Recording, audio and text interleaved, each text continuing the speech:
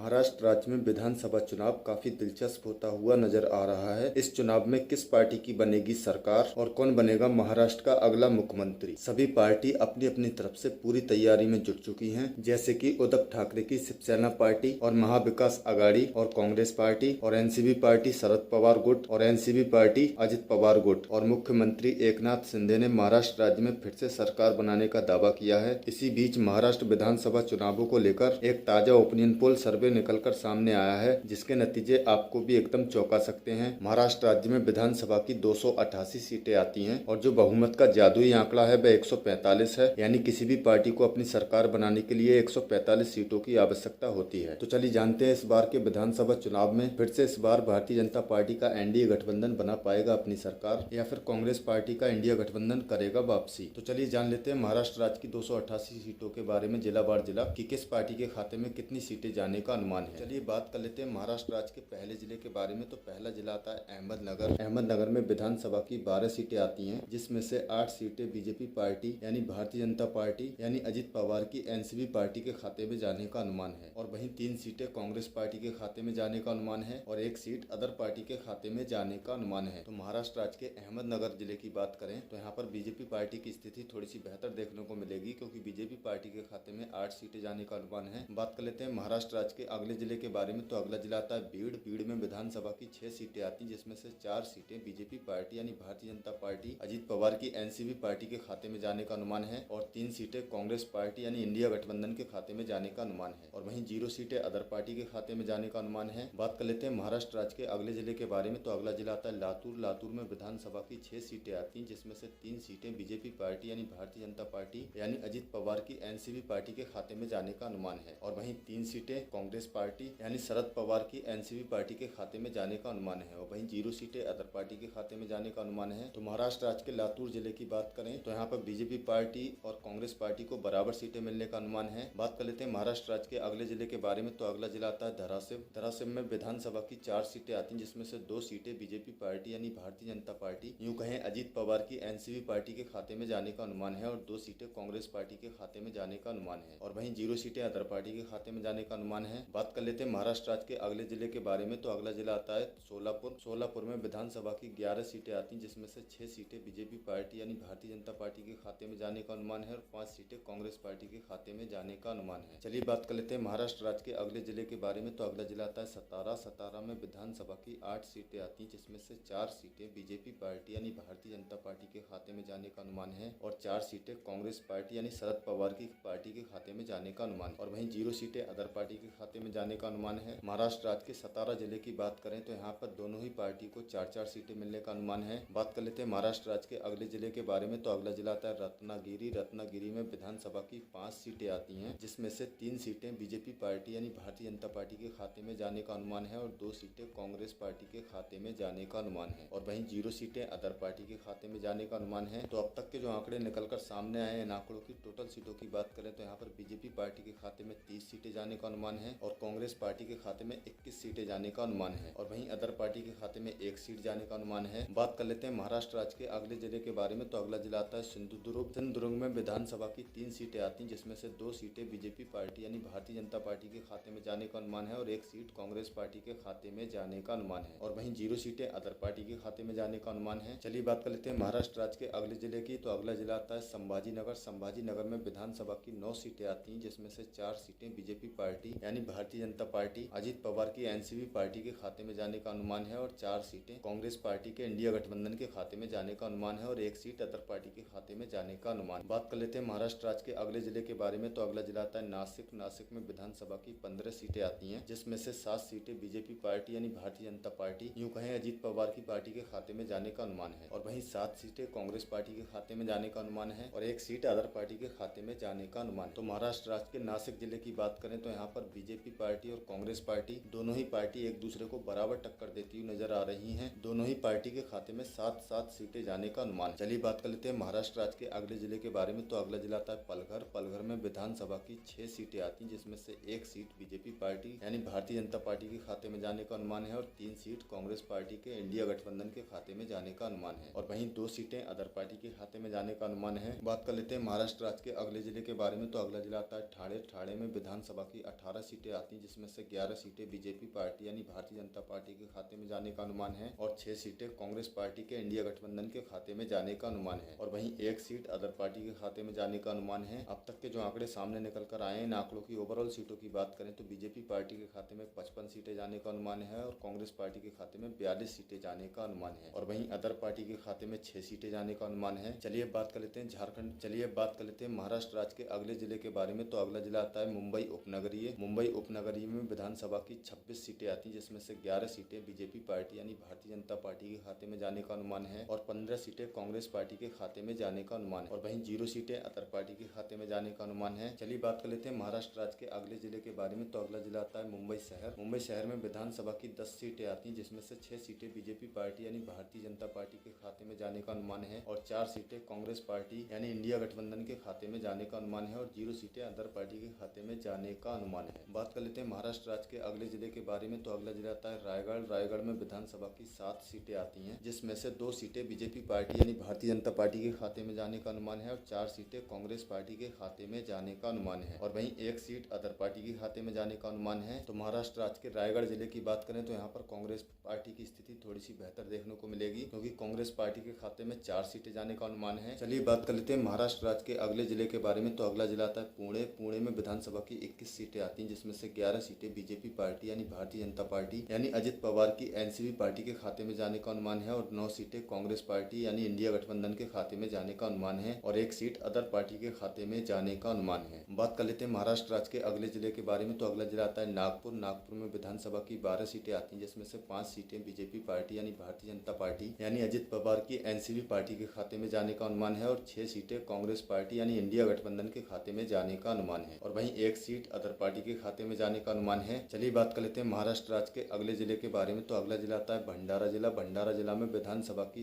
3 सीटें आती हैं। भंडारा जिला में विधानसभा की 3 सीटें आती हैं, जिसमें से 1 सीट बीजेपी पार्टी यानी भारतीय जनता पार्टी यानी अजित पवार की एनसीपी पार्टी के खाते में जाने का अनुमान है और 2 सीटें कांग्रेस पार्टी यानी इंडिया गठबंधन के खाते में जाने का अनुमान है और 0 सीटें अदर पार्टी के खाते में जाने का अनुमान है। बात कर लेते हैं महाराष्ट्र राज्य के अगले जिले के बारे में। तो अगला जिला आता है गोंदिया जिला। गोंदिया जिला में विधानसभा की 4 सीटें आती हैं, जिसमें से 1 सीट बीजेपी पार्टी यानी भारतीय जनता पार्टी यानी अजित पवार की एनसीपी पार्टी के खाते में जाने का अनुमान है और 3 सीटें कांग्रेस पार्टी के खाते में जाने का अनुमान है और वहीं 1 सीट अदर पार्टी के खाते में जाने का अनुमान है। तो अब तक के जो आंकड़े निकलकर सामने आए हैं, इन आंकड़ों की ओवरऑल सीटों की बात करें तो यहाँ पर बीजेपी पार्टी के खाते में 92 सीटें जाने का अनुमान है और कांग्रेस पार्टी के खाते में 85 सीटें जाने का अनुमान है और वहीं 9 सीटें अदर पार्टी के खाते में जाने का अनुमान है। चलिए बात कर लेते हैं महाराष्ट्र राज्य के अगले जिले के बारे में। तो अगला जिला आता है गढ़चिरौली। गढ़चिरौली में विधानसभा की 3 सीटें आती हैं, जिसमें से 1 सीट बीजेपी पार्टी यानी भारतीय जनता पार्टी यूं कहें अजित पवार की एनसीपी पार्टी के खाते में जाने का अनुमान है और 2 सीटें कांग्रेस पार्टी यानी इंडिया गठबंधन के खाते में जाने का अनुमान है और वहीं 0 सीटें अदर पार्टी के खाते में जाने का अनुमान है। चलिए बात कर लेते हैं महाराष्ट्र राज्य के अगले जिले के बारे में। तो अगला जिला आता है चंद्रपुर। चंद्रपुर में विधानसभा की 6 सीटें आती हैं, जिसमें से 2 सीटें बीजेपी पार्टी यानी भारतीय जनता पार्टी यानी अजित पवार की एनसीपी पार्टी के खाते में जाने का अनुमान है और 4 सीटें कांग्रेस पार्टी के खाते में जाने का अनुमान है और वहीं 0 सीटें अदर पार्टी के खाते में जाने का अनुमान है। तो महाराष्ट्र राज्य के चंद्रपुर जिले की बात करें तो यहाँ पर कांग्रेस पार्टी की स्थिति आपको बेहतर देखने को मिलेगी, क्योंकि यहाँ पर कांग्रेस पार्टी के खाते में 4 सीटें जाने का अनुमान है। बात कर लेते हैं महाराष्ट्र राज्य के अगले जिले के बारे में। तो अगला जिला आता है यवतमाल। यवतमाल में विधानसभा की 7 सीटें आती हैं, जिसमें से 3 सीटें बीजेपी पार्टी यानी भारतीय जनता पार्टी यानी अजित पवार की एनसीपी पार्टी के खाते में जाने का अनुमान है और 4 सीटें कांग्रेस पार्टी इंडिया गठबंधन के खाते में जाने का अनुमान है और वहीं 0 सीटें अदर पार्टी के खाते में जाने का अनुमान है। बात कर लेते हैं महाराष्ट्र राज्य के अगले जिले के बारे में। तो अगला जिला आता है नांदेड़। नांदेड़ में विधानसभा की 9 सीटें आती हैं, जिसमें से 5 सीटें बीजेपी पार्टी यानी भारतीय जनता पार्टी यूं कहें अजित पवार की एनसीपी पार्टी के खाते में जाने का अनुमान है और 4 सीटें कांग्रेस पार्टी यानी इंडिया गठबंधन यानी शरद पवार की एनसीपी पार्टी के खाते में जाने का अनुमान है और वहीं 0 सीटें अदर पार्टी के खाते में जाने का अनुमान है। बात कर लेते हैं महाराष्ट्र राज्य के अगले जिले के बारे में। तो अगला जिला आता है हिंगोली। हिंगोली में विधानसभा की 3 सीटें आती हैं, जिसमें से 2 सीटें बीजेपी पार्टी यानी भारतीय जनता पार्टी यानी अजित पवार की एनसीपी पार्टी के खाते में जाने का अनुमान है और 1 सीट कांग्रेस पार्टी यानी इंडिया गठबंधन के खाते में जाने का अनुमान है और वहीं 0 सीटें अदर पार्टी के खाते में जाने का अनुमान है। बात कर लेते हैं महाराष्ट्र राज्य के अगले जिले के बारे में। तो अगला जिला आता है परभनी। परभनी में विधानसभा की 4 सीटें आती हैं, जिसमें से 2 सीटें बीजेपी पार्टी यानी भारतीय जनता पार्टी यूं कहें एनडीए गठबंधन के खाते में जाने का अनुमान है और 2 सीटें कांग्रेस पार्टी यानी इंडिया गठबंधन के खाते में जाने का अनुमान है और 0 सीटें अदर पार्टी के खाते में जाने का अनुमान है। चलिए बात कर लेते हैं महाराष्ट्र राज्य के अगले जिले के बारे में। तो अगला जिला आता है कोल्हापुर। कोल्हापुर में विधानसभा की 10 सीटें आती हैं, जिसमें से 4 सीटें बीजेपी पार्टी यानी भारतीय जनता पार्टी के खाते में जाने का अनुमान है और 5 सीटें कांग्रेस पार्टी के खाते में जाने का अनुमान है और वहीं 1 सीट अदर पार्टी के खाते में जाने का अनुमान है। तो अब तक के जो आंकड़े निकलकर सामने आए हैं, इन आंकड़ों की ओवरऑल सीटों की बात करें तो यहाँ पर बीजेपी पार्टी के खाते में 111 सीटें जाने का अनुमान है और वहीं कांग्रेस पार्टी के खाते में 107 सीटें जाने का अनुमान है और अदर पार्टी के खाते में 10 सीटें जाने का अनुमान है। बात कर लेते हैं महाराष्ट्र राज्य के अगले जिले के बारे में। तो अगला जिला आता है संगली। संगली में विधानसभा की 8 सीटें आती हैं, जिसमें से 3 सीटें बीजेपी पार्टी यानी भारतीय जनता पार्टी के खाते में जाने का अनुमान है और 5 सीटें कांग्रेस पार्टी के खाते में जाने का अनुमान और वहीं 0 सीटें अदर पार्टी के खाते में जाने का अनुमान है। चलिए बात कर लेते हैं महाराष्ट्र राज्य के अगले जिले के बारे में। तो अगला जिला आता है नंदुरबार। नंदुरबार में विधानसभा की 4 सीटें आती हैं, जिसमें से 1 सीट बीजेपी पार्टी यानी भारतीय जनता पार्टी के खाते में जाने का अनुमान है और 3 सीटें कांग्रेस पार्टी के खाते में जाने का अनुमान है और वहीं 0 सीटें अदर पार्टी के खाते में जाने का अनुमान है। बात कर लेते हैं महाराष्ट्र राज्य के अगले जिले के बारे में। तो अगला जिला आता है धुले। धुले में विधानसभा की 5 सीटें आती हैं, जिसमें से 2 सीटें बीजेपी पार्टी यानी भारतीय जनता पार्टी के खाते में जाने का अनुमान है और वहीं 3 सीटें कांग्रेस पार्टी के खाते में जाने का अनुमान है और 0 सीटें अदर पार्टी के खाते में जाने का अनुमान है। बात कर लेते हैं महाराष्ट्र राज्य के अगले जिले के बारे में। तो अगला जिला आता है जलगांव। जलगांव में विधानसभा की 11 सीटें आती हैं। जलगांव जिले की 11 सीटों की बात करें तो यहाँ पर बीजेपी पार्टी के खाते में 7 सीटें जाने का अनुमान है और कांग्रेस पार्टी के खाते में 4 सीटें जाने का अनुमान है और वहीं 0 सीटें अदर पार्टी के खाते में जाने का अनुमान है। चलिए बात कर लेते हैं महाराष्ट्र राज्य के अगले जिले के बारे में। तो अगला जिला आता है बुल्डाना। बुल्डाना में विधानसभा की 7 सीटें आती हैं। बुल्डाना जिले की 7 सीटों की बात करें तो बीजेपी पार्टी के खाते में यहाँ पर 4 सीटें जाने का अनुमान है और कांग्रेस पार्टी के खाते में 3 सीटें जाने का अनुमान है और अदर पार्टी के खाते में 0 सीटें जाने का अनुमान है। बात कर लेते हैं महाराष्ट्र राज्य के अगले जिले के बारे में। तो अगला जिला आता है अकोला। अकोला में विधानसभा की 5 सीटें आती हैं। अकोला जिला की 5 सीटों की बात करें तो यहाँ पर बीजेपी पार्टी के खाते में 5 सीटें जाने का अनुमान है और कांग्रेस पार्टी यानी इंडिया गठबंधन के खाते में 3 सीटें जाने का अनुमान है और वहीं अदर पार्टी के खाते में 0 सीटें जाने का अनुमान है। तो अब तक के आंकड़ों की ओवरऑल सीटों की बात करें तो यहाँ पर बीजेपी पार्टी के खाते में 131 सीटें जाने का अनुमान है और कांग्रेस पार्टी के खाते में 130 सीटें जाने का अनुमान है और अदर पार्टी के खाते में यहाँ पर 10 सीटें जाने का अनुमान है। चलिए बात कर लेते हैं महाराष्ट्र राज्य के अगले जिले के बारे में। तो अगला जिला आता है अमरावती। अमरावती में विधानसभा की 8 सीटें आती हैं, जिसमें से 1 सीट बीजेपी पार्टी यानी भारतीय जनता पार्टी के खाते में जाने का अनुमान है, 5 सीटें कांग्रेस पार्टी के खाते में जाने का अनुमान है और वहीं 2 सीटें अदर पार्टी के खाते में जाने का अनुमान है। बात कर लेते हैं महाराष्ट्र राज्य के अगले जिले के बारे में। तो अगला जिला आता है वर्धा जिला। वर्धा जिला में विधानसभा की 4 सीटें आती हैं, जिसमें से 2 सीटें बीजेपी पार्टी यानी भारतीय जनता पार्टी यूं कहें अजित पवार की एनसीपी पार्टी के खाते में जाने का अनुमान है और 2 सीटें कांग्रेस पार्टी के इंडिया गठबंधन के खाते में जाने का अनुमान और वहीं 0 सीटें अदर पार्टी के खाते में जाने का अनुमान है। तो चलिए बात कर लेते हैं महाराष्ट्र राज्य के अगले जिले के बारे में। तो अगला जिला आता है जालना। जालना में विधानसभा की 5 सीटें आती हैं, जिसमें से 2 सीटें बीजेपी पार्टी यानी भारतीय जनता पार्टी के खाते में जाने का अनुमान है और 3 सीटें कांग्रेस पार्टी के खाते में जाने का अनुमान है और 0 सीटें अदर पार्टी के खाते में जाने का अनुमान है। तो ये था महाराष्ट्र राज्य का एक अनुमानित ओपिनियन पोल सर्वे, जिसमें बीजेपी पार्टी के खाते में 136 सीटें जाने का अनुमान है और कांग्रेस पार्टी के खाते में 140 सीटें जाने का अनुमान है और अदर पार्टी के खाते में 12 सीटें जाने का अनुमान है। ये एक अनुमानित ओपिनियन पोल सर्वे है, इसके नतीजे बाद में बदल भी सकते हैं। वीडियो अच्छी लगी तो वीडियो को लाइक कर दें और चैनल पर नए हैं तो प्लीज चैनल को सब्सक्राइब कर लें। मिलते हैं किसी नई अपडेट के साथ, तब तक के लिए गुड बाय।